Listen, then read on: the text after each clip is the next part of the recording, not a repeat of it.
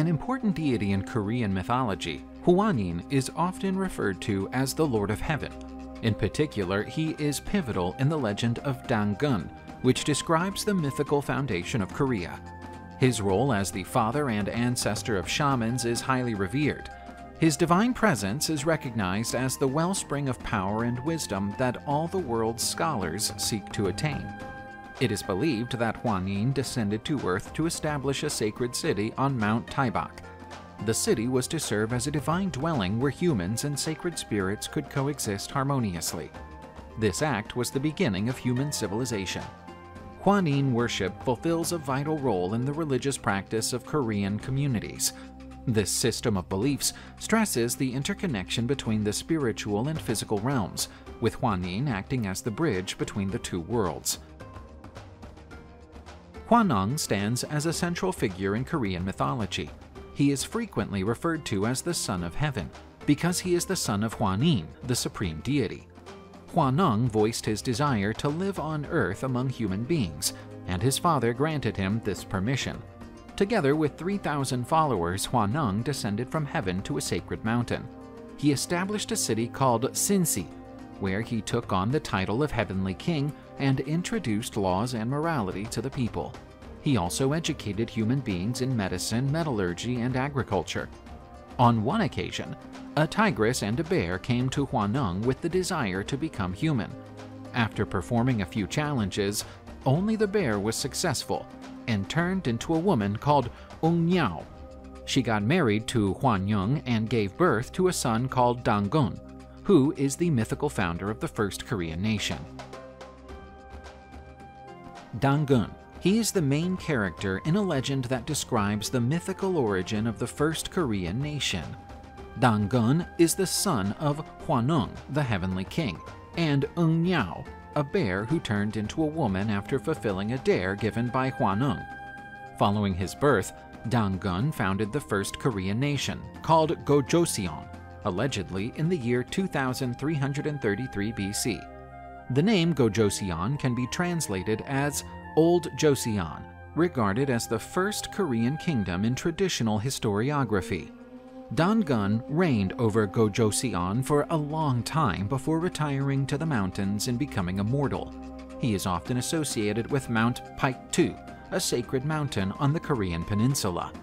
Even if it is a mythical story, it has a strong influence on Korean culture and national identity, signifying the divine and sacred origin of the Korean people. In Korean religious and cultural tradition, Sunshin is the god of the mountain. This deity personifies the mountains, which play a significant role in the Korean landscape and spirituality. He is frequently portrayed as a white old man sitting on a mountain, encircled by tigers and other forest creatures. This depiction symbolizes wisdom, longevity, and the untamed nature of the mountains. Some stories say that Sunshin can transform himself into an animal, often a tiger or other mountain creature, to interact with or test humans. A common legend speaks of a monk who retreats to the mountains to meditate. After several years of rigorous practice, he has an encounter with a tiger, which may have been Sunshin himself. Rather than attacking, the tiger listens to the monk's teachings and grants him the blessing of divine wisdom. In Korean culture, Wang is the goddess of the stove, or goddess of the fireplace. She is a domestic deity venerated to safeguard the home and ensure the family's safety and prosperity. A fireplace, or cooker, was a centerpiece of traditional Korean life, not only for cooking, but also as a source of warmth during the severe winters. As the deity associated with this living space, Wang plays a beneficial and protective role, ensuring that the fire remains safe and that the food cooked is nutritious and beneficial. Alongside her protective role, Wang is also seen by some as an intermediary who can bring prayers or wishes to the heavenly realm. While preparing a meal, for example, someone might make a silent wish or prayer, hoping that Wang will pass it on to the heavenly gods. Heim is a Korean deity who personifies the sun. One long-standing legend tells how, a long time ago, there was a brother and sister called Heim and Dalnim. While they were home alone one day, a menacing tiger broke into their house. Terrified, the siblings went to hide. Heim ducked inside a large cauldron, while Dongyun crawled into a cupboard. But when the tiger reached them, it heard the children breathing and devoured Heim, who was still in the cauldron. Meanwhile, Dongyun managed to escape by climbing into the sky on a silk thread. Guilt-stricken and saddened by her brother's death, she became the moon that lights up the night with its pale glow. When the gods later learnt of the tragedy, they brought Heim back to life, and he became the sun that shines its radiant light during the day. Magu is an ancient and divine figure in Korean mythology, frequently referred to as the Earth Goddess or the Great Mother. She is a key figure in many stories of creation and origins in the Korean peninsula. In some contexts, Magu is seen as the progenitor of humanity and the earth, and her stories are recounted to explain the origin of the world and the Korean people. Some versions of this story depict her as giving birth to 8 daughters, who become the ancestors of different Korean tribes or regions.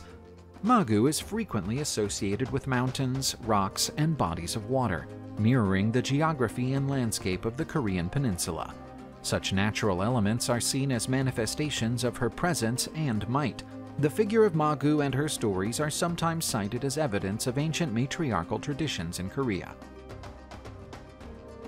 Samson Honi, often translated as Triple Goddess of Birth, is a divine figure venerated in Korean tradition, especially connected to the birth and care of children. Samson Honi is conventionally summoned by pregnant women and midwives to ensure a safe birth. She is the protector of pregnant women and newborn babies and plays a role in determining a child's destiny. The name Samson implies a trinity. Some interpretations have it representing 3 aspects or stages of a woman's life: the virgin, the mother, and the old woman. Elsewhere, it may refer to 3 individual goddesses who together take care of the birth process. It was common in ancient times to have a small altar or shrine to Samson Honi in Korean homes, usually found in the room where the woman would give birth. In Korean mythology, Chong Bai is a deity often mentioned in love and sacrifice stories, epitomizing the idea of transcendent love between celestial and mortal beings. Chong Bai was initially a celestial fairy who resided in the heavens. While looking down on Earth one day, she spotted a handsome young scholar called Yong, and the two fell in love at first sight. Driven by her love, Chong Bai decided to come down to Earth to be reunited with him. They married and had a son. Nonetheless, Chong Bai was forced to return to heaven, whilst leaving her lover and son on Earth. Chong Bai's love and devotion to her husband and son never wavered, despite the separation. She would often look down at them from heaven, crying tears of sadness. Her tears, when they fell to earth, were thought to turn into precious stones. In Korean mythology, Wang is the Dragon King.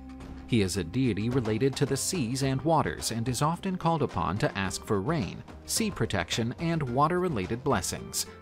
According to legend, in Korea, during a period of severe drought, the population suffered from a shortage of water and the crops started to die. The population turned to a great Buddhist master for help. Whilst meditating, the master had a vision of a sea god who told him to build a seaside temple near Busan. The great master also encountered a dragon-shaped Wang, who gave him a precious 5-colored jade and told him to use it to build the temple, as it would bring wealth and prosperity. The drought soon ended, as promised, and the land was replenished with rain.